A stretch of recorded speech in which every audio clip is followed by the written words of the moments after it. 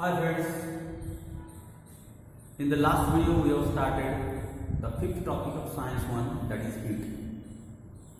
In the introductory part we have seen what is the difference between heat and temperature, how the heat is transferred from various places, that is through the metal conductor, through the liquids and through the gases.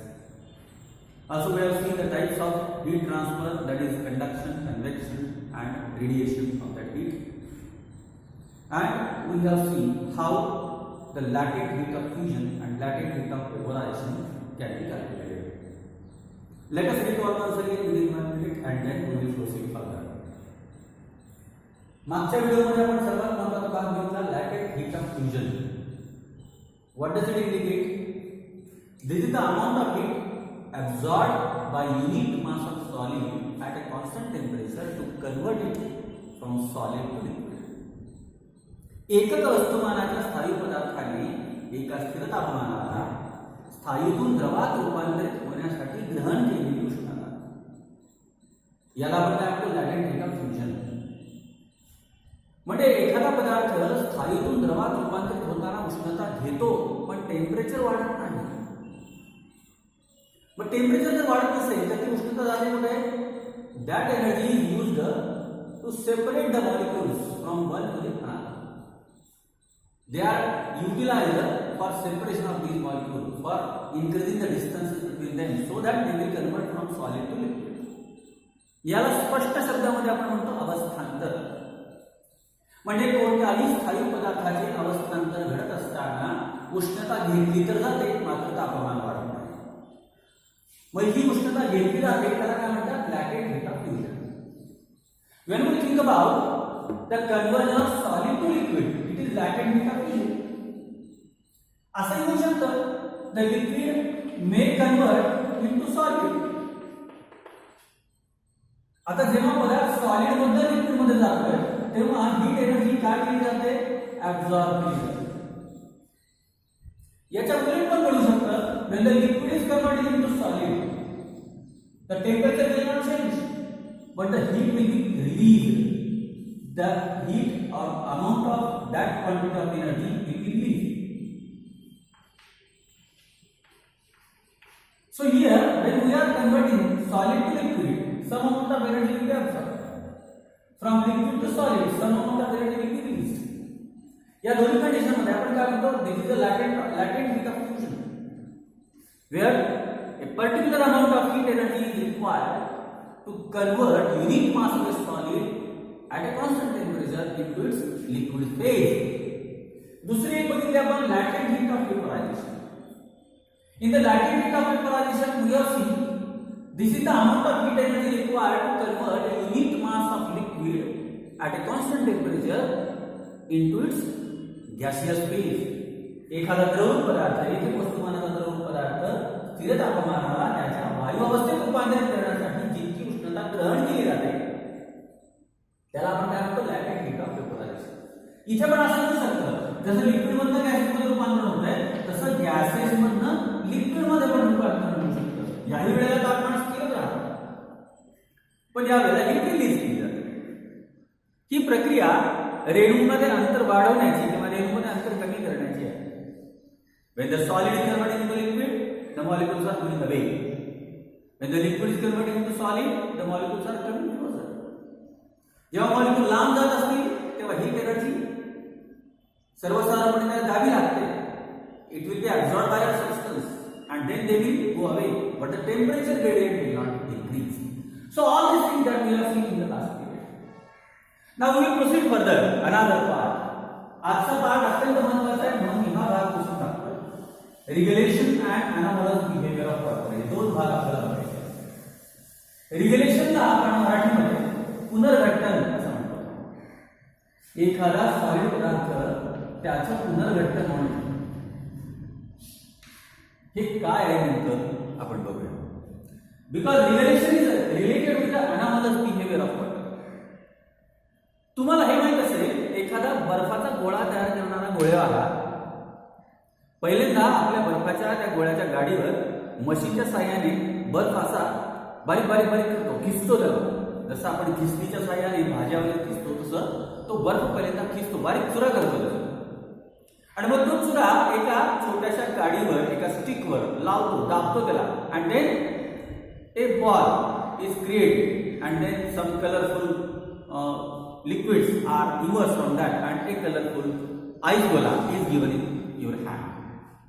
तुम्ही खूपदा हे पाहिलं असेल की एखादा ice गोळा तयार करणारा माणूस, आईस्क्रीमचा गोळा तयार करणारा माणूस पहिल्यांदा आईस भिजतो असा बारीक बारीक चुरा करतो, नंतर त्याला चांगला दाबतो, एका काडीमध्ये बसवतो त्याला आणि वर छान छान रंगीत असे द्रवरूप पदार्थ टाकून आपल्याला सुंदर रंगीत गोळा तयार देतो.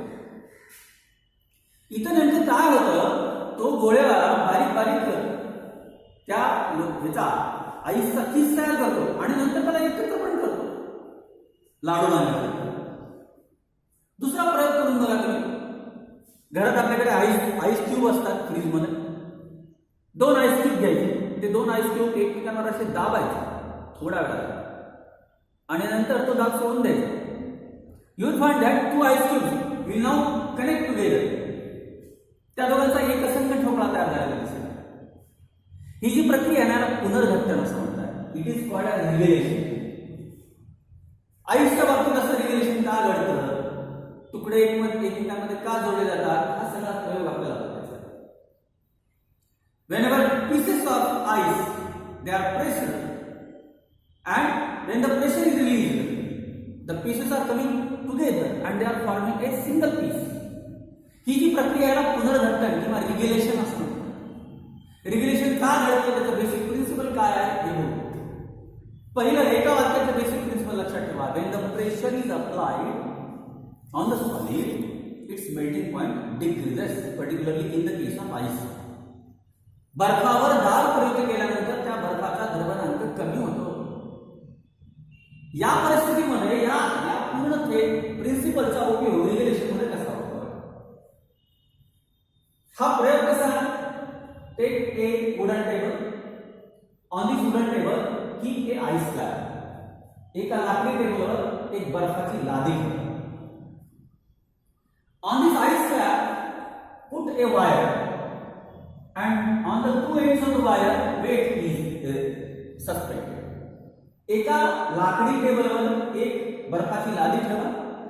त्या बर्फाच्या लादीवर एक बारीक तार ठेवायची. त्या तारेच्या दोन्ही टोकांना 2 वजनदार वस्तू चिटकवा किंवा अडकवा. So that they will apply force. आता बघा प्रक्रिया कशी होते. When 2 weights are there, these 2 weights are creating a pressure. Pressure कोणत्या ठिकाणी क्रिएट होतं, या तारेचा तो हा पोर्शन आहे ना, या पोर्शनच्या ठिकाणी प्रेशर क्रिएट होतं. A force is applied, a pressure is created. And due to that pressure what happens, the melting point of ice decreases. म्हणजे शून्याच्या ऐवजी -1, -1 च्या ऐवजी -2 असतो. लक्षात घ्या मी काय म्हणतो.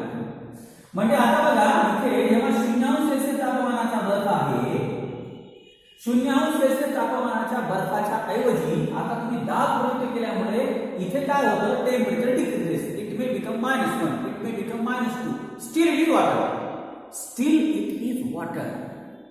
हे वाक्य लक्षात घ्या. खरं तर 0ला बर्फ असायला पाहिजे, पण इथे दाब प्रयोग केल्यामुळे त्या ठिकाणचं टेम्परेचर 0च्या ऐवजी -1 किंवा -2 होतं. Because applying the pressure the melting point of the ice goes on decreasing. दाब प्रयोग केल्यामुळे त्या आईसचा मेल्टिंग पॉइंट डिक्रीज होतो, -1 होतो, -2 होतो. त्या परिस्थितीत बर्फ न राहता ते पाणी होतं. पाण्यात तार खाली जाते. पाण्यात तार खाली गेल्यानंतर आता बर्फ पाणी शिल्लक राहतं. आता वरच्या पाण्यावर प्रेशर नाहीये. वरच्या पाण्यावर प्रेशर नाहीये पण टेम्परेचर मात्र -1, -2 आहे. लगेच ते बर्फात रूपांतरित होतं. Once again it will convert into ice. याला काय म्हणायचंय, रिग्युलेशन, पुनर्घट्टन. दरम्यान काय होतं की त्या खालच्या बाजूला दाब प्रयुक्त करते. आता खालच्या बाजूला what will happen, the ice will melt at lower temperature. Then the water will be created in that. The wire will still come down. म्हणजे हळूहळू काय होतं की तार या आईसच्या स्लॅब मधून खाली खाली खाली खाली येते आणि वरची आईस स्लॅब जशाच तशी राहते. आणि एक क्षण असा येईल की पूर्ण तार त्या आईस स्लॅब मधून निघून जाईल and the ice slab will remain as it is. This is called as regulation. तुम्ही एक प्रयोग करून बघा. आईस फॅक्टरीमध्ये समजा आपल्याकडे एक आईसचा क्यूब आणलाय मोठा, लग्नात समारंभात वगैरे असं आपण बर्फ आणतो. बर्फाचा कसा मोठा ठोकळा आहे, त्या बर्फाच्या ठोकळ्यावर एक 5 रुपयाचं नाणं ठेवा. 5 रुपयाचं नाणं, ओनली 5 रुपीज कॉइन. आणि तासभर निरीक्षण करा त्याच्याकडे. हळूहळू कॉइन या पूर्ण आईस स्लॅब मधून खाली खाली खाली यायला, and ice remains as it is. हे तुमच्या पुस्तकात नाहीये, ऍडिशनल म्हणून मी तुम्हाला सांगतो. 5 रुपयाचे जड नाणं या आईसच्या स्लॅबवर ठेवा. आता परत एकदा रिलेशन समजावून सांगतो मी तुम्हाला. हे 5 रुपयाचं नाणं फोर्स अप्लाय करतं at that region. By applying the force, melting point of ice decreases. Rather, it is not remaining zero. It is now -1, -2, etc. -1, -2 असा त्याचा मेल्टिंग पॉइंट डिक्रीज होतो. त्या परिस्थितीमध्ये बर्फ न जाता पाणी होतं. त्या पाण्यात नाणं बुडतं. नाणं खाली बुडाल्यानंतर वरच्या बाजूला पाणी येतं. आता प्रेशर नाही. Now the water will convert into ice. आता ते पाणी पुन्हा बर्फात रूपांतरित होईल. दरम्यान नाणं परत खाली जाईल. म्हणजे असं करत तर हे नाणं असं खाली येऊ शकते पाहिजे. इथून सरकत सरकत सरकत सरकत ते खाली येऊ शकते. आणि असं करून या बर्फाच्या जागेतून नाणं सरळ बाहेर निघेल एका ठराविक कालावधीनंतर. But the ice layer will remain as it is. This is a fantastic concept is known as what regelation. याला पुनर्गठन म्हणतात. बर्फाच्या बाबतीमध्ये हे पुनर्गठन असं काय घडतं, when the force is applied on the ice, the melting point decreases. As melting point is decreasing, the ice will convert into water below the temperature that is 0, -1, -2, -3, etc. म्हणजे शून्याला वर व्हायला पाहिजे, पण प्रेशर अप्लाय केल्यामुळे शून्याची -1 ला सुद्धा -2 ला सुद्धा बर्फ न राहता ते पाण्यात रूपांतरित होतं. आणि जर तुम्ही प्रेशर काढून टाकलं तर आता मग त्या पाण्याचं रूपांतरण परत बर्फात होतं. That is called regulation. याला पुनर्गठन म्हणतात. हे पुनर्गठन पाण्याच्या बाबतीत घडतं कारण पाण्याला आणखीन एक वेगळं नेचर आहे. That is called anomalous behaviour of water.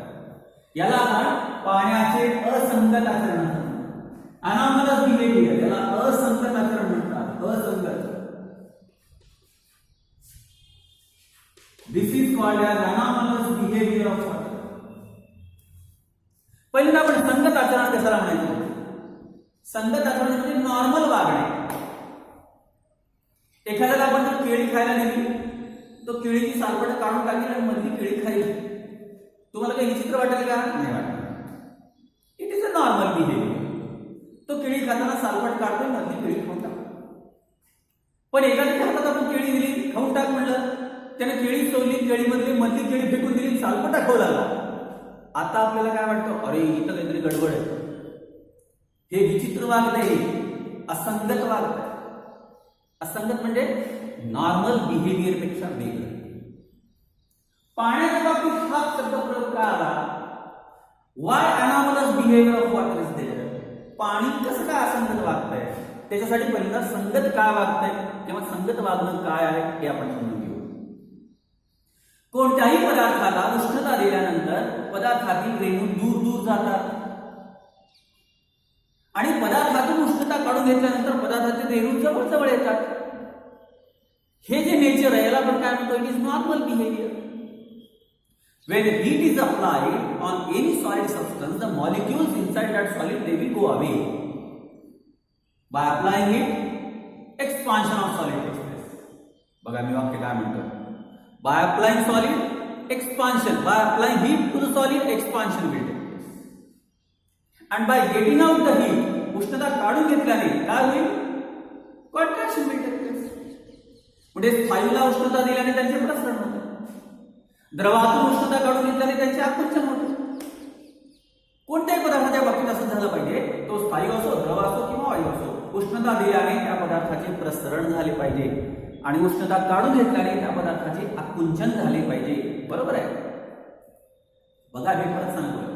By applying heat, the substance should go on expansion. While by removing heat, the substance should contract. पदार्थाला उष्णता दिल्याने पदार्थाचे प्रसरण झाले पाहिजे आणि पदार्थातून उष्णता काढून घेतल्याने पदार्थाचे आकुंचन झाले पाहिजे. पण 4 अंश सेल्सिअस तापमानाच्या खालचे पाणी या नियमाला अपवाद आहे. The water which is below 4 degrees Celsius is in the exception of this. 4 च्या पुढचं पाणी नॉर्मल आहे. 4 अंश सेल्सिअसच्या पुढचं पाणी तुम्ही 5 degree 6 degree 7 degree 8 degree 9 degree 100 degree तापमान वाढवत नाही, ते नॉर्मल वाढतं. काय होईल? उष्णता दिल्याने प्रसरण होईल, उष्णता कमी केल्याने आकुंचन होईल. कधीपर्यंत? फक्त 4 डिग्रीपर्यंत. 4 डिग्रीच्या खालचं पाणी मात्र या नियमाला अपवाद आहे.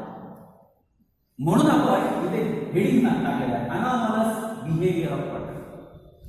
आजच्या व्हिडिओमध्ये मी तुम्हाला एक्सपेरिमेंटल पार्ट समजावून सांगणार आहे आणि नंतर मग if time permits in the next video we discuss about the complete explanation graphically about the anomalous behaviour of water. Hope नावाच्या शास्त्रज्ञानं अनॉमलस बिहेवियर आपल्याला स्पष्ट करून दाखवलेलं आहे. हे जे तुमच्या समोर काढलेलं चित्र आहे याला होपचे उपकरण म्हणतात.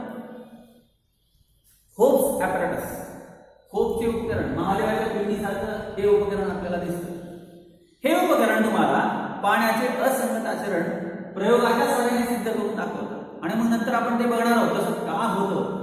त्याला थोडा वेळ लागेल मुलांना लक्षात ठेवा, पण पहिल्यांदा एक्सपेरिमेंटल डायग्राम लक्षात ठेवा आणि त्यानंतर मग आपण अनॉमलस बिहेवियर एक्सप्लेन करू. See this is hope apparatus. What is it? It is a cylinder, a long cylinder. In this long cylinder water is filled. हा संपूर्ण भाग पाण्याने भरलेला आहे. हा संपूर्ण भाग this is filled with water. हा संपूर्ण भाग. And to this long cylinder another pot is fixed externally. त्याच्या बाहेरून आणखी एक pot फिक्स केलेला आहे. या पॉट मध्ये काय भरलेलं आहे? फ्रीजिंग मिक्सचर भरलेलं आहे. याला गोठण मिश्रण म्हणतात. गोठण मिश्रण कशाचं बनवता येतं? आईस आणि साल, बर्फ आणि मीठ यांचं गोठण मिश्रण बनवतात. काय फायदा असतो गोठण मिश्रणाचा? It decreases the temperature below 0, शून्याच्या खाली -1, -2, -3, -15, -20 एवढं सुद्धा टेम्परेचर त्यांना तयार करू शकतं. It is called as freezing mixture. तुम्हाला माहित असेल ते कुल्फीवाले, आईस्क्रीम विकणारे गाडेवाले त्यांच्या गाड्यांच्या मधल्या बाजूला जिथे आईस्क्रीम वगैरे ठेवलेलं असतं, कुल्फी वगैरे, त्याच्या आजूबाजूला बर्फ आणि मीठ यांचं गोठण मिश्रण भरलेलं असतं, ज्याच्यामुळे त्यांच्या कुल्फी किंवा आईस्क्रीम बराच काळ आहे त्या कंडिशन मध्ये राहतात, नाहीतर त्या विकून जाऊ शकतात.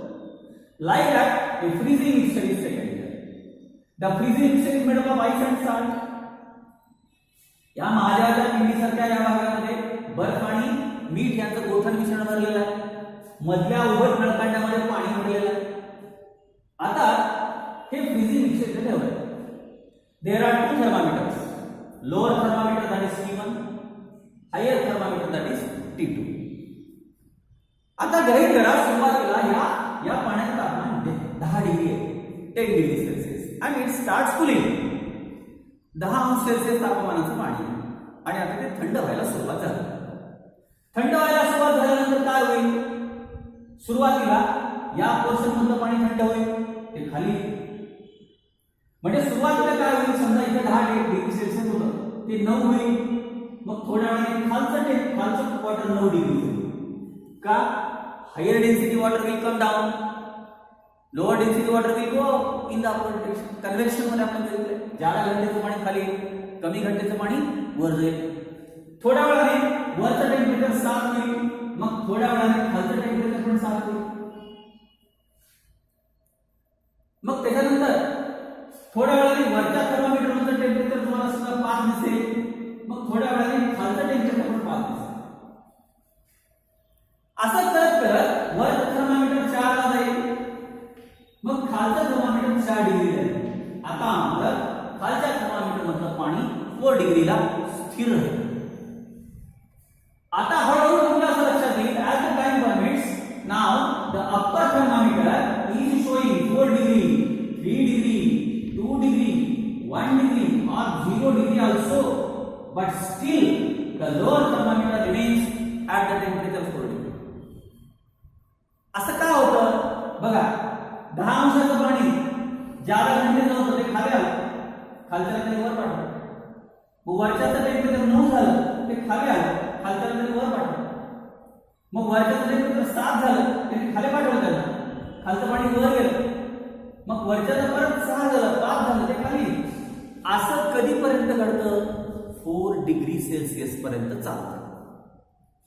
4 च्या नंतर जर 3 डिग्री सेल्सिअस टेम्परेचर झालं तर आता मात्र वरचं पाणी खाली येणार नाही. कारण below 4 degree Celsius what is the rule? Any substance should contract. 4 च्या खाली तापमान चाललं तर पदार्थाचं आकुंचन व्हायला पाहिजे. 4 च्या खाली तापमान 3 झालं, 3 च्या खाली तापमान 2 झालं, पदार्थाचं आकुंचन व्हायला पाहिजे. पाण्याचं तसं होत नाही. 4 डिग्री सेल्सिअसच्या खालचं पाणी आकुंचन पावण्याच्या ऐवजी प्रसरण पावतं.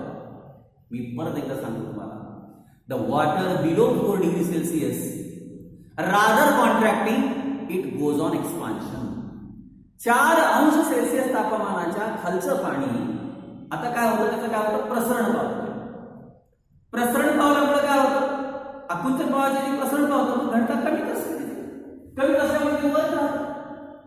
म्हणजे वरच्याचं टेम्परेचर 4 नंतर 3 झालं, 2 झालं, 1 झालं, 0 झालं. आता मात्र वरचं पाणी खाली येत नाही.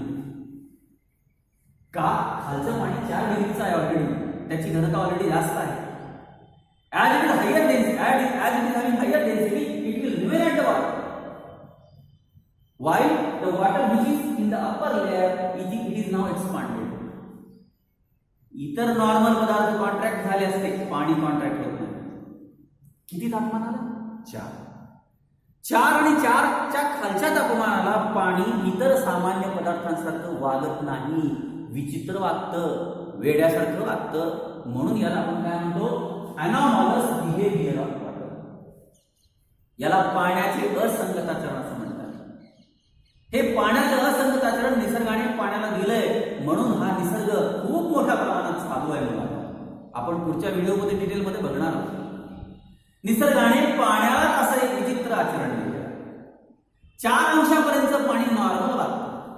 नॉर्मल वागणे म्हणजे उष्णता दिली की प्रसरण झालं पाहिजे, उष्णता कमी केली की आकुंचन पावलं पाहिजे.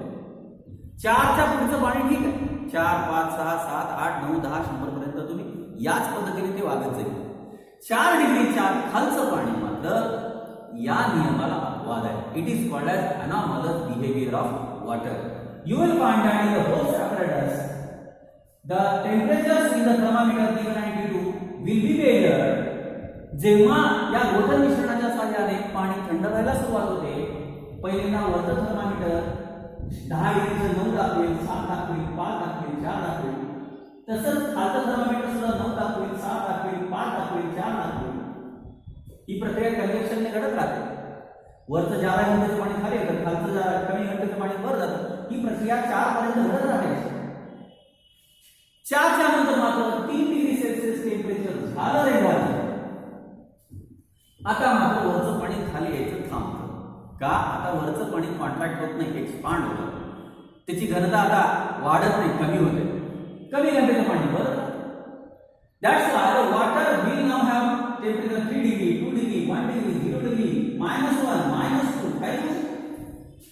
वरच्या बाजूला बर्फ जमा होऊ शकतो. इथे ह्या संपूर्ण बाजूला असा बर्फ जमा होऊ शकतो. पण खालचं टेम्परेचर मात्र वाढण्याचं किती राहतं? 4 degree Celsius. This is the experimental part which explains the anomalous behaviour of water. पाण्याचे असंगताचरण स्पष्ट करणारा प्रयोग. याला आपण होपचे उपकरण म्हणतो, hopes apparatus. And in that Hope's apparatus, the anomalous behavior of water is shown.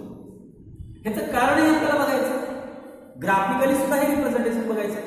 पण सध्या एवढी गोष्ट लक्षात ठेवा, 4 अंश सेल्सिअस तापमानाच्या खालचं पाणी हे सामान्य नियमाप्रमाणे न वागता विचित्र वागतं, वेगळं वागतं. त्याला आपण अनॉमलस बिहेवियर ऑफ वॉटर असं म्हणतो. This is explained by Hope's apparatus.